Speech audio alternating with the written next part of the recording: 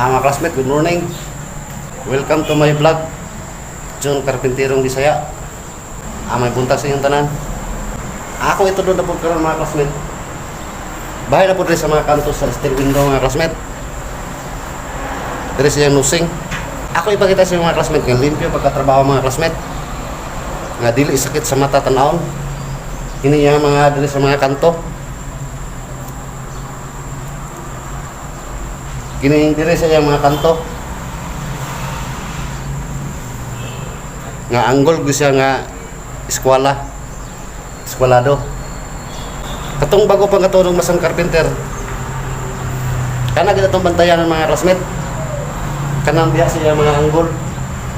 Sa iyang mga eskwela sa steel window. Diya sa iyang mga kanto. Ang ako unang trabaho karon mga classmate. Ako sa nang pailan ng mga pungaw sa ibabaw. Ako sa pailan ng hollow blocks. Nakasugod og pile mga classmate. Pagkahuman na kanto na pud akong tirahan. Ay mga nusing.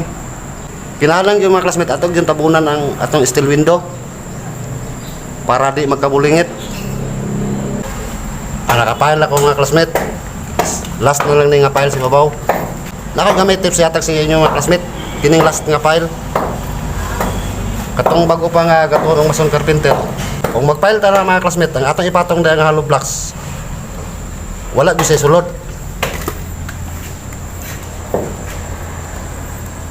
Naparehan mga classmate. O ato siyang ibutang dia. Pero problema dia mga classmate. Magliso na putag pasulod sa minasa. Okay, gamay na lang ugap. Ato siyang sudlandaan mga classmate. Para sa yun siya. Aparehan mga classmate, ako nagisudlandaan minasa. Ana mga classmate, ako nagitaod. Ingana ra mag-file mga classmate sa mga did-ina.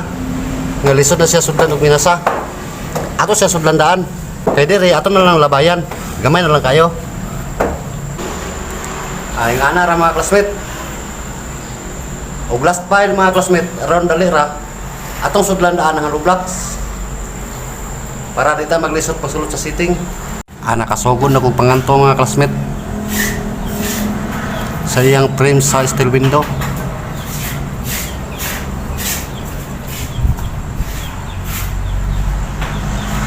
Ito sa ibabaw na humanan ako. Ako ipakita sa inyo mga classmate katong akong gingon nga sakit sa mata. Kung saan pagkanto mga classmate nga dili sakit sa mata tanawon. Kay kasagaran yung mga classmate basta bago pa tani nga trabaho mga classmate. Diri kita mabikil sa iyang kanto mga classmate. Kay sa sige na turo nila mga classmate. Di na tuwa bantayan nga mapawag diri. Mo gani kasagaran. Ang atong itira na mga classmate, palita ra mga classmate. Atong sundon ang atong guide kanang nylon.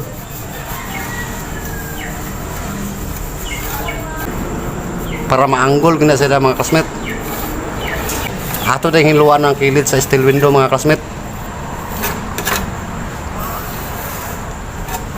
Kaya nagpilit na mga classmate kahit kina sa kwaon. Diri gid ang diferensya mga classmate. Ato ra siyang kiskison sa palita. Para makuha gud to ang eskwalado.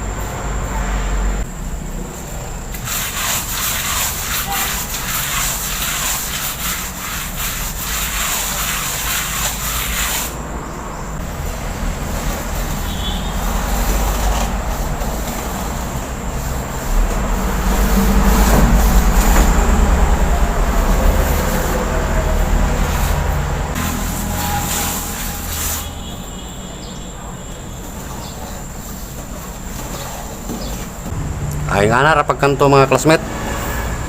Simple ra kayo mga classmate pero importante gyapon sa mga classmate. Atok ra siyang palitahon mga classmate. Para makuha na to ang eskwelado. Masunod na to ang nylon. Kay mapintalan na siya mga classmate, hindi na to matarong mga classmate. Diha maklarong bawg. Sakit sa mata tanawon. Kaya na diferensya. Dire ra ko tubok ang video mga classmate. Paki-subscribe lang mga classmate. Salamat. Thank you.